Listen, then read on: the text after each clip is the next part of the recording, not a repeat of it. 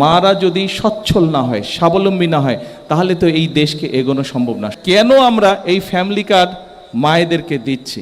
মায়েদেরকে দেওয়ার কারণ হলো এই যে আমাদের এই প্রিয় মাতৃভূমি বাংলাদেশ, এই বাংলাদেশে পুরুষ এবং মহিলা অর্ধেক অর্ধেক, এই যে প্রায় 20 কোটি জনসংখ্যা, পুরুষ এবং মহিলা অর্ধেক অর্ধেক। পুরুষরা তো যাচ্ছে, চাকরি বাকরি করছে, ব্যবসা বাণিজ্য করছে, ঠিক আছে, আয় রুজি আছে, জমি জমা চাষ করছে, দোকানপাট আছে, ব্যবসা বাণিজ্য আছে। কিন্তু মায়েদেরকে যদি কোনো রকম সহযোগিতা না করা হয়, মারা যদি সচ্ছল না হয়, স্বাবলম্বী না হয়, তাহলে তো এই দেশকে এগোনো সম্ভব না। সম্ভব?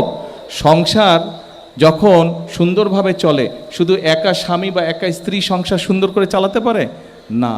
দুইজন যখন একসাথে কাজ করে, দুইজন যখন একসাথে, দুইজনের মধ্যে যখন সমঝোতা থাকে, দুইজন যখন একসাথে অবদান রাখে, তখন সংসার শুধু।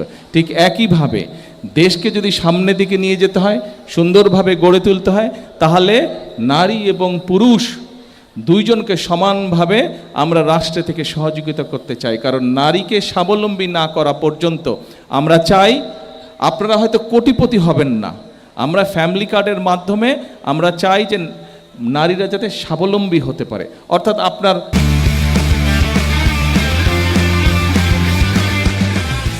সন্তান বা আপনার ছোট্ট একটা কিছু কিনতে ইচ্ছা করলো, একটা লাল জামা দেখলেন, একটা লাল শাড়ি দেখলেন, একটু চিপস খাইতে চাইলেন, বা এই ধরনের প্রয়োজনীয় জিনিস আপনি যাতে নিজে সেটা ক্রয় করতে পারেন।